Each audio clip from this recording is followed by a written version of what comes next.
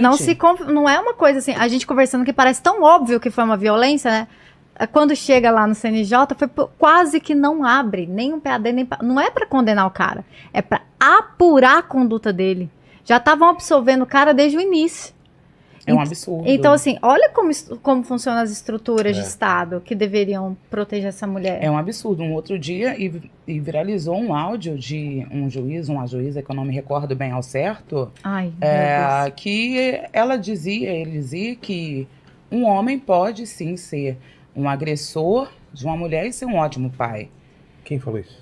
Uma Não, juíza. é um juiz. Juizar. Pior que era uma mulher. E aí... Pode, mas e daí? Essa conta não fecha. Exatamente. Essa conta não fecha. Ele pode pagar todos os impostos? Nossa, esse cara paga... Não fecha. Paga... Não tem como um homem ser um agressor de mulheres e ser um ótimo pai. O primeiro ponto é...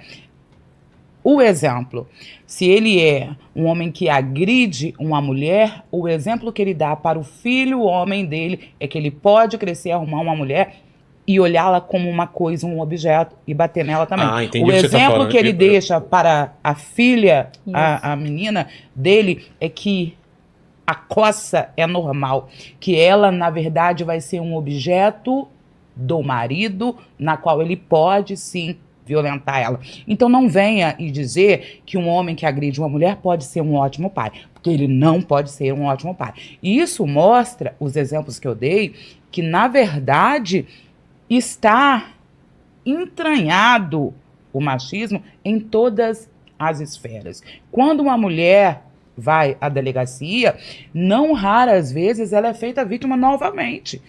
Por quê? Porque botam em xeque se aquilo que ela está relatando é verdade. Sim. Botam em xeque se realmente ela é vítima. Às vezes falam para ela reatar com o cara porque não quer e abrir ali o auto. Enfim, de todas as formas, em todos os cantos, a gente tem uma estrutura que labora diariamente para que a mulher não seja vista no Brasil como um indivíduo. Exatamente. E assim, o que a Faida fala, não é uma coisa Mas que vem só corrigindo, quando ela falou, eu achei que não estava relacionado pai de família com a agressão da mulher. Eu achei que o cara que agrediu era com outra mulher e que ele podia ser um bom de família. Eu falei, pai de família. Eu falei, não tem nada a ver uma coisa com outra. Ele pode pagar imposto, não está relacionado uma coisa com outra. Não, mas o que ela dentro me falou do ambiente doméstico. Não, e o que ela falou não é só. Não, e o que ela me falou é todo. O cara, o que ele é lá fora, ele vai ser lá dentro. Sabe quem fala isso também? Sabe quem fala? O cara isso? não vai ser diferente, é a mesma coisa. E quem fala isso também é a lei, tá? A gente tem a lei em Riborel que considera como violência psicológica contra a criança ou adolescente ela presenciar atos de violência dentro da casa dela. Não, então, mas eu tinha pensado que Então, o caso de violência não era com a mãe, era com outra mulher. Não, mas eu falei assim, mesmo assim, se ele trata outra mulher mal, impossível. A mesma estrutura de violência. E sobre isso, sobre esse a gente tá tão, é tão difícil falar, Vilela.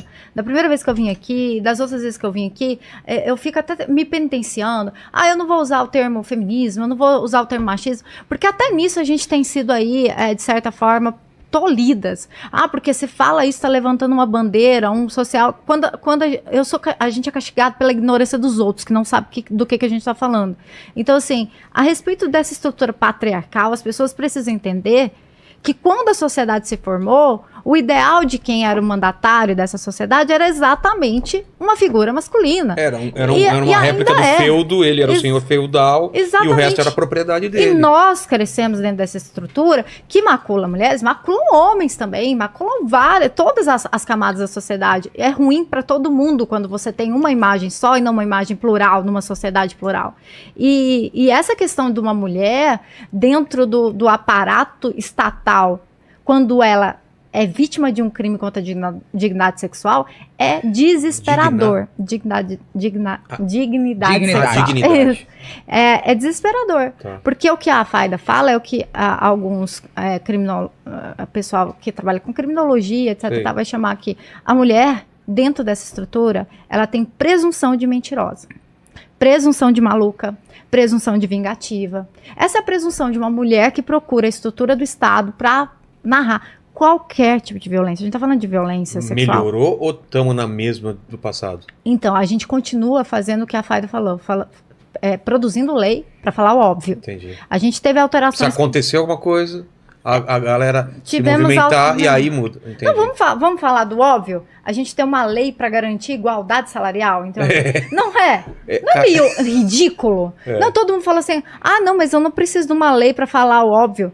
Tem hora que Às o vezes óbvio Precisa ser dito. porque não tem escrito, tem na cabeça, mas não tem garantido. Exato. A gente vem com uma lei agora falando que uma mulher, ao denunciar, ao pedir uma medida protetiva, ela não precisa mais de se socorrer do direito penal. Porque Como todas... assim? O que quer se socorrer? O que quer dizer isso? Antigamente, para a mulher conseguir uma medida protetiva no âmbito de uma delegacia de polícia, por exemplo, ela tinha que Tipo, ela narrar vai um até a fato delegacia criminoso. e fala, eu quero uma Exatamente. medida porque Aí alguém eu tá me ameaçando. preciso exatamente de um crime para eu pedir essa medida protetiva.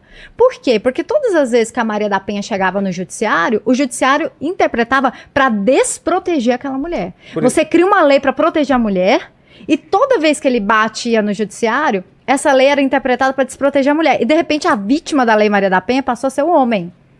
Todo mundo, né? Nossa, coitado do homem, vai receber medida protetiva por causa disso, daquilo outro. O que é uma medida protetiva? Medida protetiva é uma espécie de natureza cautelar que vem garantir que essa mulher receba uma proteção diferenciada enquanto não se dá uma ação, alguma forma de que ela vá pleitear os caminhos que a Maria da Penha traz de combate à violência doméstica. A Lei Maria da Penha, ela nasce com o intuito, a finalidade de coibir e reprimir a violência contra a mulher. Mas um dos seus principais papéis que diferencia dos homens é o fato de ter essas medidas protetivas, que são exatamente medidas para proteger essa mulher. Porque, ao contrário de um homem, uma mulher que é ameaçada, ela está muito mais em risco de morrer do que um homem que é ameaçado. Com certeza. E principalmente no âmbito de uma violência doméstica e familiar dentro dessa estrutura social que a gente está conversando. Tá. Então, para a mulher, por exemplo, pedir um afastamento do agressor do lar, proibição de contato, que é o que a gente conhece, todas essas medidas, né, de não chegar a tantos metros, etc e tal, ela não tinha que narrar nada. A lei nunca falou que tinha que narrar nada. Falava que a mulher que sofresse violência doméstica, que é baseada no gênero de feminino, ela tinha direito a se socorrer de medidas protetivas urgentes, que seriam penais, seriam cíveis, tem até alimentos previstos na lei. Mas o que acontecia? Batia no judiciário, o judiciário falava assim, não, mas se não tem crime, eu não quero. Não é Maria da Penha, não vou proteger. E a gente ficava o tempo todo desprotegendo essa mulher, e essa mulher, aconteceu o que com ela? Ela continuava sendo violentada. Você descredibilizava a mulher, você reforça o estigma da mulher, e você basicamente não faz com que essa mulher mais procure o judiciário. Para que ela vai, se ela vai ser humilhada? Então, era tão assim, que todas as vezes que a Lei Maria da Penha bateu em discussões, a gente protegeu a mulher.